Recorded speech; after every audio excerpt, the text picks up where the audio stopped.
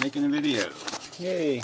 Anyway, yeah, so I guess I won't play anything, and I probably won't even show what I'm going to read. It's easier just leave the camera in one spot. It is easier. So anyway, Modern Mystic made a video, Blame and Pride in a Materialistic World. I guess he meant deterministic world. But regardless, yeah, I think it probably did. So anyway, that was his point. In a world of determinism, there isn't much room for, in a world of matter interacting. That's sort of the implications of determinism, is that there's a physics involved, and every construct is a product of a chain of events, and the events are, fixed. You could backtrack everything.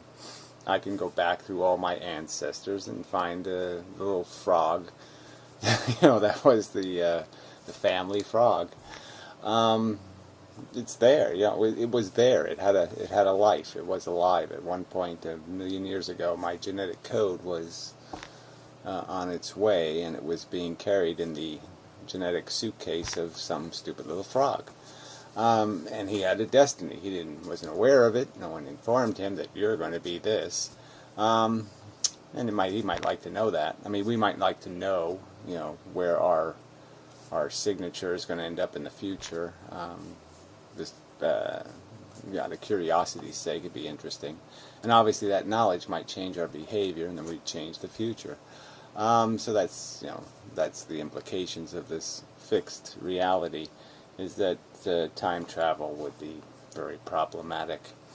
So anyway, but blame, the word blame and pride. So these are words, though, and you can play with these words a little bit and understand a little bit that, in a society we use the word blame, like we say something's happens and that guy did it, and if we say that guy sucks, that's not blame, that's just identifying. That's identifying something as sucking, being detrimental. There's not a violation of determinism. You don't violate determinism by saying, that guy sucks. Now, if you say, that guy shouldn't have sucked, well, that's not really wrong either, because you're just basically arguing that it would sure be better if he didn't suck. Alright, so yeah, it'd be really cool if Adolf Hitler didn't have that nasty little Jew bigotry. If he was a little grown-up little boy and, could have done his, whatever, his European unification, without silly notions of master races and inferior races and all that kind of crap. He'd still be wrong, per se, maybe, possibly, but at least he wouldn't be as wrong. Right? So these words are still valid words. I think it's just kind of silly to say that we can't identify causes. The fact that we can't do anything about them is just the way it is. I mean, we could identify a lot of flaws in the Wright brothers airplane, right? Because we have knowledge now. And that knowledge informs us and would enable us to fix their plane and make it fly better. Yeah, it's just the truth, okay? We could build a better plane now. And so we can call that piece of shit a piece of shit. And it's okay. It's not blame, in some sort of... I just don't... The word isn't really a wrong word. Blame is perfectly appropriate. Identifying where things went wrong, where it could have gone right and it went left instead, and you say, well, shit, it would have been a lot better if it went left. Obviously, it couldn't have gone left because it happened in the past and it's done and we can't change it. We can't change the chain of causes and effects. We can't. We can identify them as being shitty, and that's all we can do. We can just say, damn, it would have been better if his mother would have pet him one more time. Just would have said, good Jimmy, or whatever. Just one other time, and everything would have been okay. He wouldn't have been a psychotic lunatic. So we can identify where the leak started, where the rust, the corrosion began, because the paint wasn't perfectly put on. And we can say, gee, that guy, if he would have just spent another 2 seconds, I mean, if his wife wouldn't have nagged him as he was walking out the door, he might have paid attention to his job, and then the space shuttle wouldn't have blown up. Yeah, we can do that. So I just think it's stupid. As for pride, it's another tricky word, but I mean, it's a, you know, we can feel grateful, right? I mean, pride is a kind of gratitude for being, gee, I'm not as big an asshole as that fucker. So yeah, it's kind of nice to have the sensation of not having cooties. Ooh, I don't have cooties.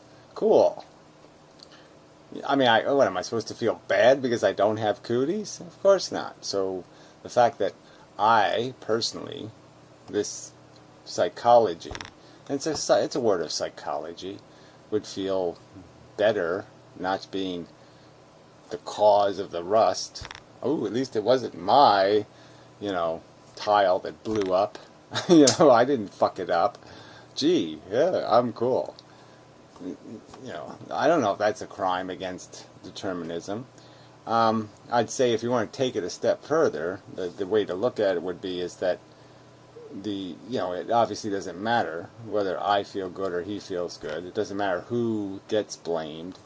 It doesn't really matter. It says there's going to be somebody sad and somebody happy and, you know, all that kind of thing. The winning thing doesn't really matter. You give the gold medal to anybody and it's going to have an implication. There's going to be a parade and there's going to be happy people and sad people, blah, blah, blah, blah, blah. So in that sense, you can understand it. And it's just like understanding slavery.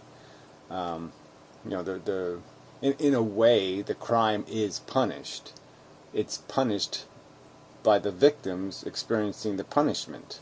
You know, and the victims being just as meritorious as the perpetrators means that you're just shooting yourself in the ass, or however you want to describe the feature you're shooting. But yes, you're just shooting yourself when you're exploiting something of similar character to yourself, if you're consuming something of similar value.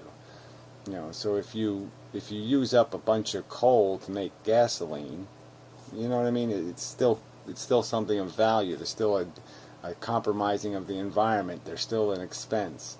You know, if you use rubies to make diamonds, you know, and they end up using more rubies than the diamond is worth in the end, that would be stupid. And so I guess the argument is kind of like, if you cause a bunch of suffering to other people, you know, human consciousnesses, you're just subjecting consciousness to suffering, and you're not going to win in the long run doing that, because in the long run it adds up. You can't say they don't count, so that doesn't make any sense.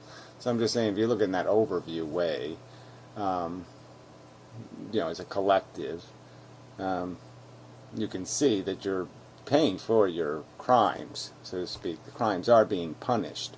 It's just not the same consciousness being imposed having the punishment. But what's it matter which consciousness pays? So you can almost look at it as a group idea. You know, if you're group A and there's a group B, you could understand that, you know, if some other member of group A, you know, has to pay a price for some flaw or something stupid you do, you could better understand that, oh shit, I hurt group A, you know, the members of group A, because you make them part of yourself. And so it's just expanding your understanding that all of the players count. And so all of the real price of something is paid. It's not like there is no free lunch. So if you're enjoying yourself in comfort and pleasure and ease and peace because of somebody else's jeopardy and stress and harm and suffering, you're not winning. You're losing. And if you're doing it overtly and you're defending it and perpetuating it, then you're a shitty loser. You're a stupid fuck. And that's just a fact. It's not blame. It's just a fact. You suck. Yeah. It's perfectly legitimate in the world of a deterministic universe to say something sucks. Perfectly sensible.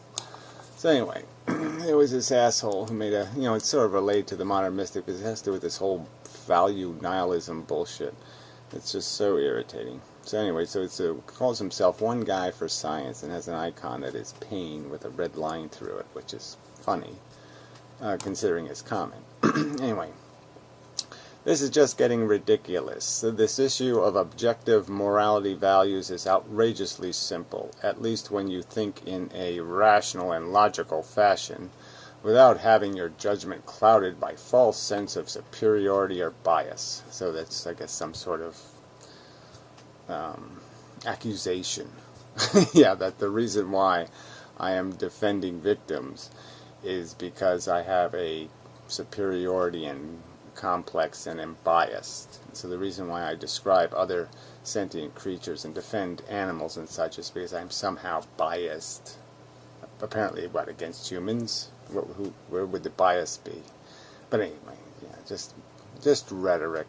Obviously, it doesn't have any coherency to anything real. Gary is just arrogantly dismissing everything that doesn't fit his model of reality. Again, I don't arrogantly dismiss it. I dismiss it with extensive explanation of why what you're going to say is complete nonsense. So arrogance would be, I would say it like, you're a complete fucking moron. Period. And that might be arrogance. But if I'm going to go to the trouble to explain it to you, it's not exactly arrogance. So anyway, as he always does. Again, I always does it how? How do I just make some arrogant video that I don't defend? Oh, sure. Fuck you, you're an idiot. Anyway, in this video, he is constantly saying this nonsense that sentient matters. Yes, and when I say it, I'm not saying that sentience is matter. I'm not saying that sentience has a material structure. What I'm saying is that sentience is a phenomenon. It is identifiable. We can recognize it. Okay, we don't recognize it based on some material signature, so to speak, beyond the fact that we see something that behaves as if it's sentient. We give it a few little tests and we can deduce its sentience reliably. It's pretty certain I'm sentient and this bottle is not. It's really not worth having a debate about it. It's pretty certainly a truth.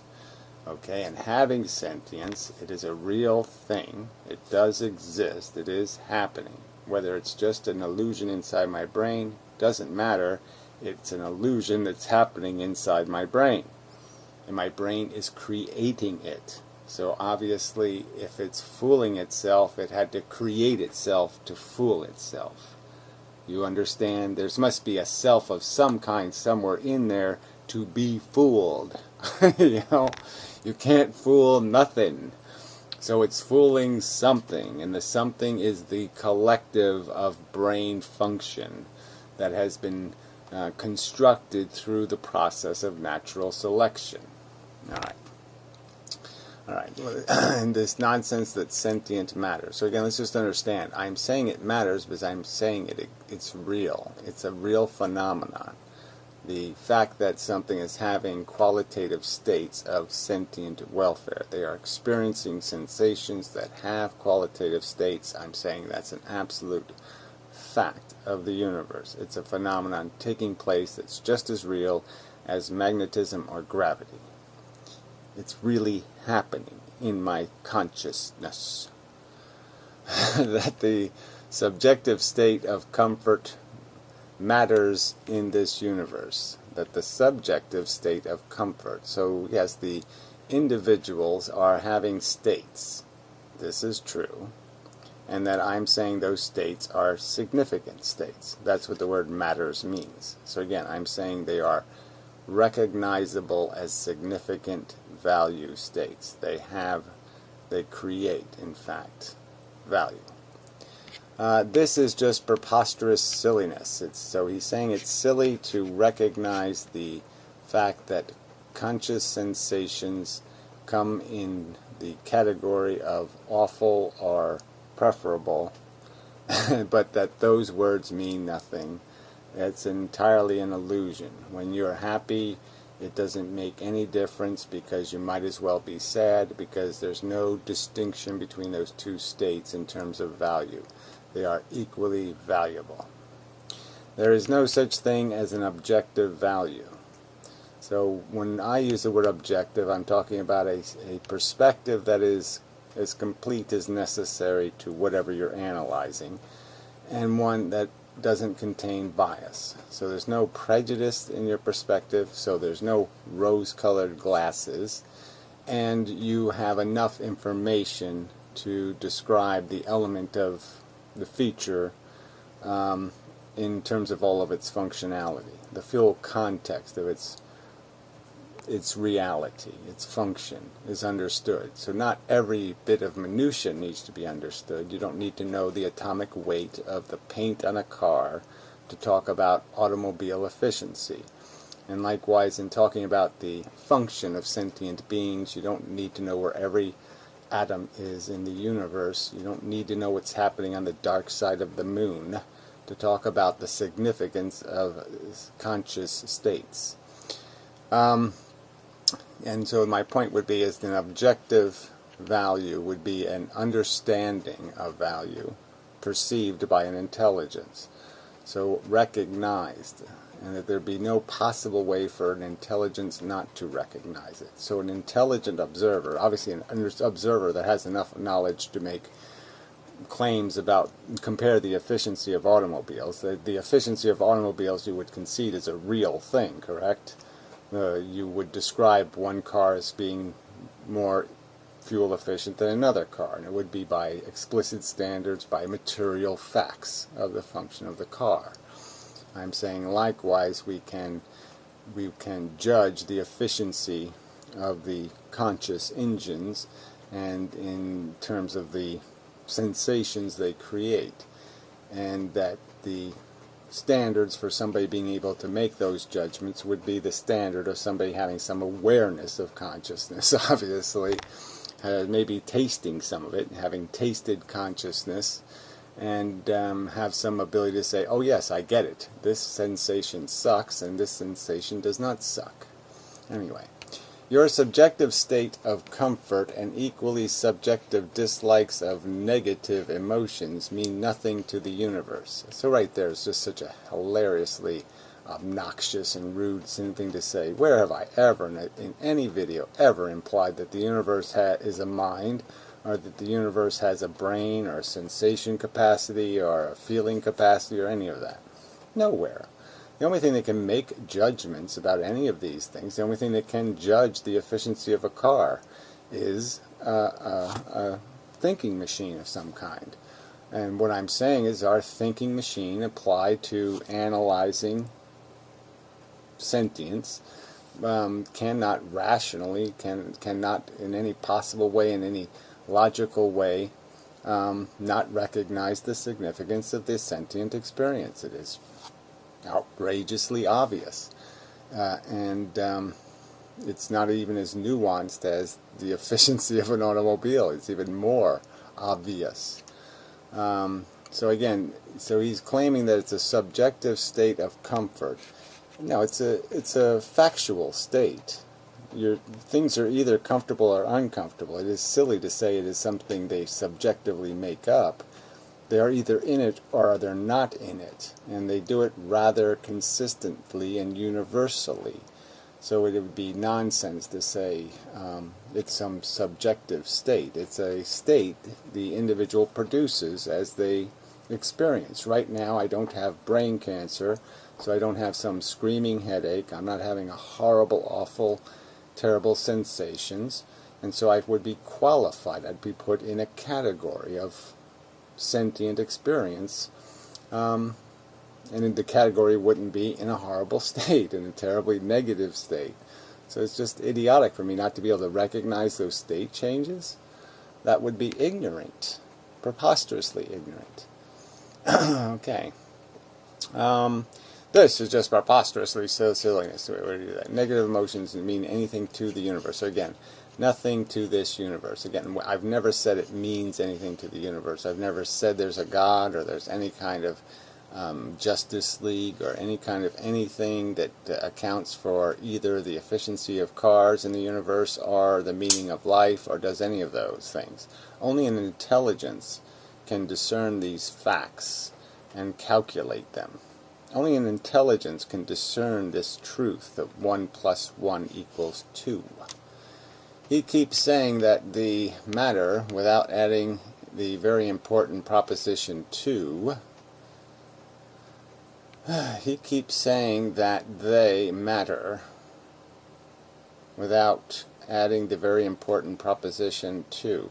Well, why 2 preposition? Why would 2 be important? Again, the mattering is like recognizing efficiency. It doesn't need to be efficient to me. It just either is or it isn't. A car is either fuel efficient or it is not fuel efficient by a standard. It doesn't have to anything. It's a description of what we are and how we function. Okay, the mattering is in the very nature of the fact that we consume the fuel, all right, of emotional character, of conscious state. As soon as you're capable of being in a conscious state, you are a consumer of value, or a producer of value by some people's math.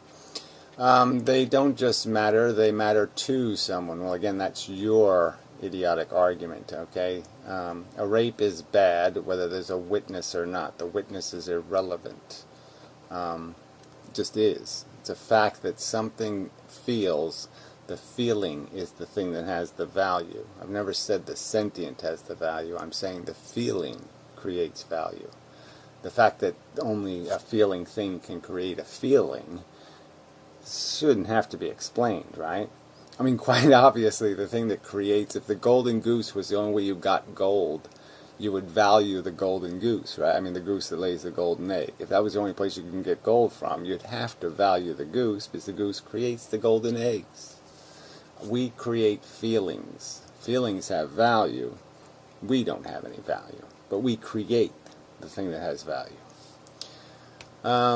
To a subjective mind, to a conscious entity, to a person, but they just don't matter objectively. Well, again, I'm saying feelings do matter.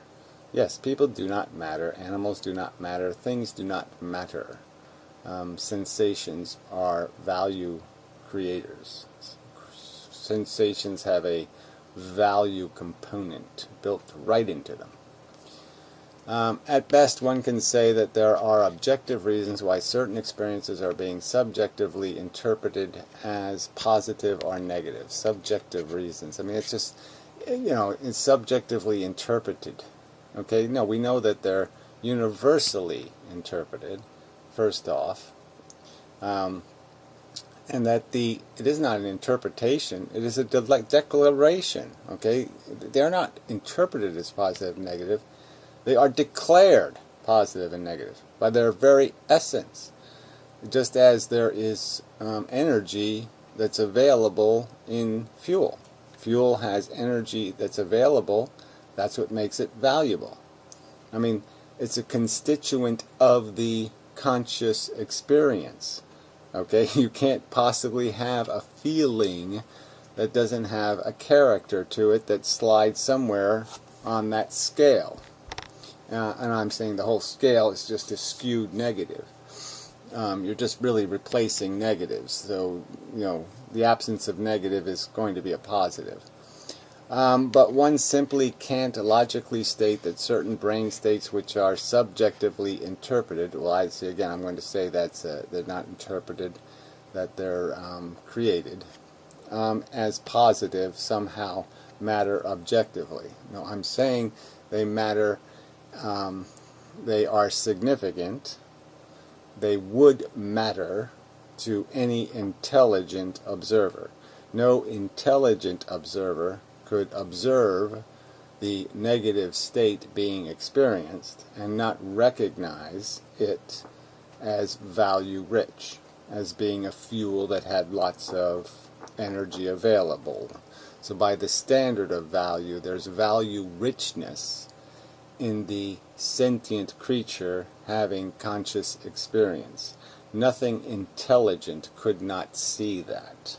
Nothing informed on what consciousness is, having tasted it, would think or not to be capable of recognizing the difference, the distinct difference between repulsive sensation and non-repulsive sensation.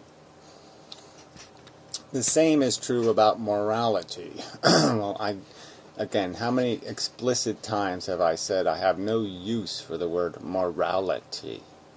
None whatsoever. So again, this guy is just a slanderer, a liar. Yes, a better way to put it. Morality can have an objective definition as a system of principles regarding certain actions or events that are defined as good or bad for an individual. Does that make any sense? Morality can have an objective definition. How can you possibly say that? It's idiotic. I mean, really, it's idiotic. You know, he just posted all this stuff. I mean, you can't make any sense out of this, can you? I'll read this again. This is after what he just said, and he comes up with this crap. The same is true about morality. Morality can have an objective definition as a system of principles.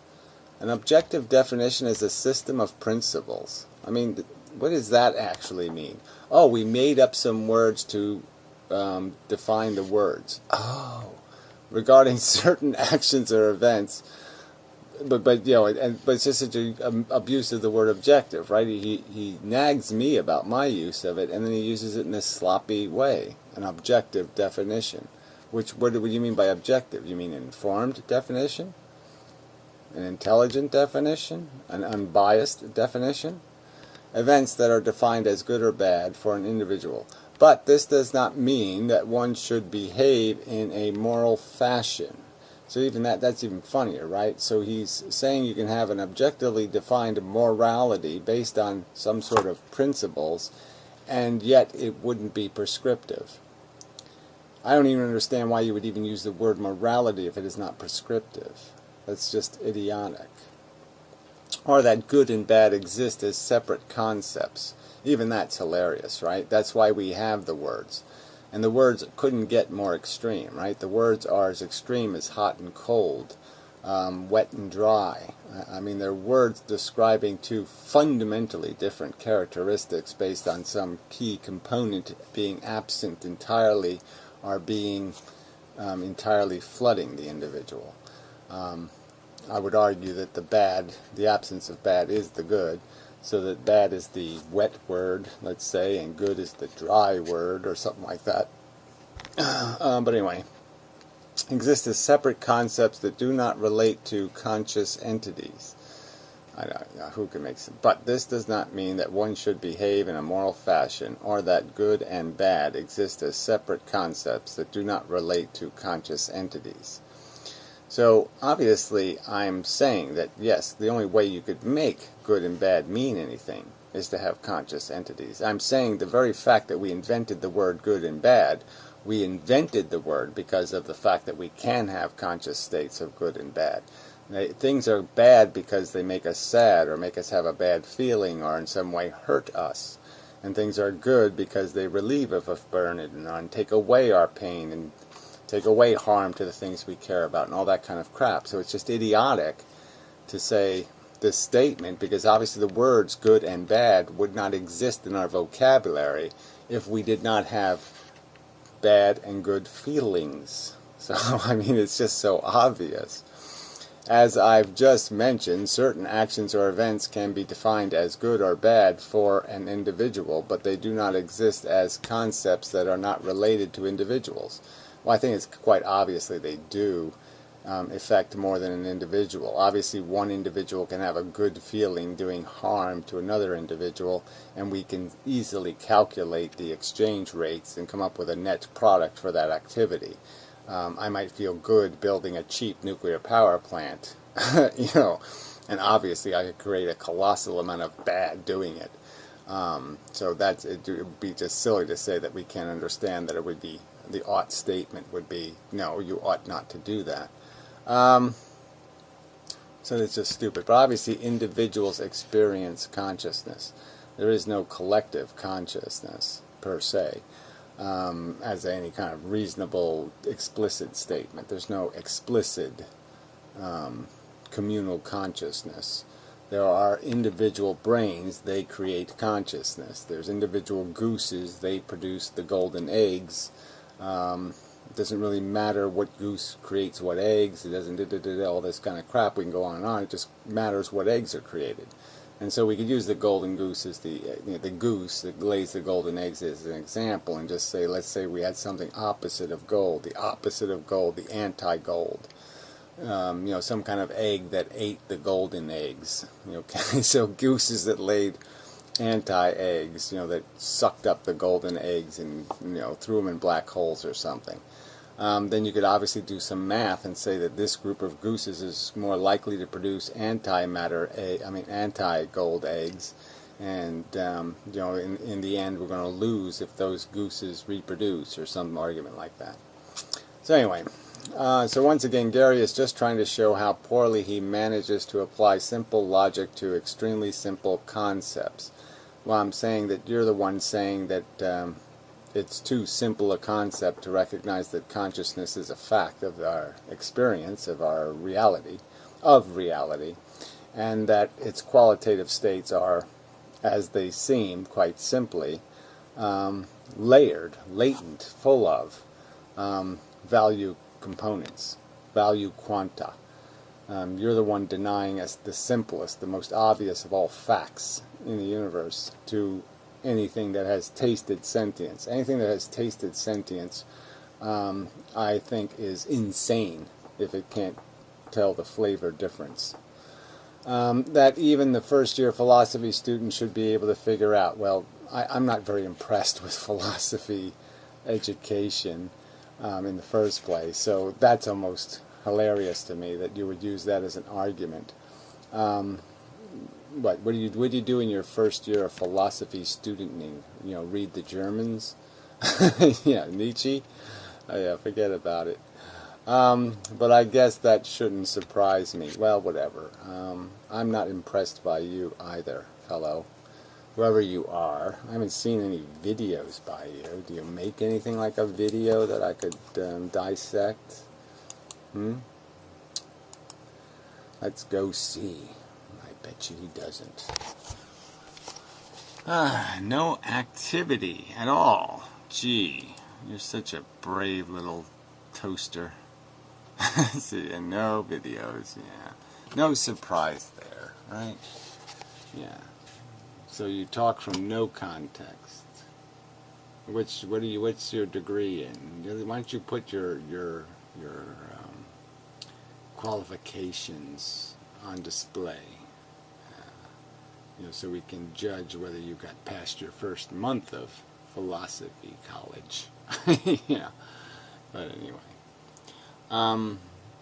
it really is. This is kind of hilarious, right? That these people wish to deny the phenomenon of consciousness as a phenomenon, and then deny that intelligence has no choice but to recognize the existence of the character difference between a positive and a negative sensation. So they're saying to me that there could possibly be some super duper magnificent computer in the future that analyzes the universe, and when it does so, it would not see consciousness. It would not see the value difference between the two states of being. It would think those two states of being were equal. That would be what an intelligence would deduce. And one assumes that the supercomputer would taste consciousness before it could make the judgment, correct? So anyway, but that's really what we're talking about. Obviously, the universe is a thing, and to explain a thing has many contextual details to it. So having a rock is territory. You could say that is territory. But describing the rock is a lot more complicated, because you've got to account for every connection, every relationship that may be significant to the rock, what it is, its substance. And I'm saying that for the purpose of expediting things, you don't need to sit there and say how many impurities are in the plastic of this bottle. You can just say plastic bottle. You don't have to explain that, okay, it might have some gold in it, it actually might have some lead in it. You don't have to bother with that. And what I'm saying is that when we look at a human being, we don't have to get too complicated about this whole consciousness thing. Beyond the fact that we experience it, we know these sensations exist that have this character that is overtly, it can't be interpreted any other way by the consciousness experiencing it, as repulsive or attractive, or as obnoxious or comforting. We have a whole list of words we've come up with to describe all the nuances of the unpleasantness of feelings and the pleasantness of feelings. And it's just silly to say that that stuff is not real, that those distinctions are not real. They're quite obviously real, and we've quite obviously sensibly recognized their reality. So it's just stupid to talk about whether they're material or not. They don't have to be material. They're a conscious projection. Our conscious projections are part of reality now. They're mechanically created by our brain. Our brain doesn't get them from nowhere. I have an image of a cherry in my head, let's say right now. I think cherry on a piece of paper. An image. That image exists in my structure. The constituents of it, the whole thing is projected, created by my consciousness. It has a material structure. It's just that we can't access the material structure and have a conversation based on splitting our brain like an MRI into little slices and showing it to you and saying, here's the material suffering.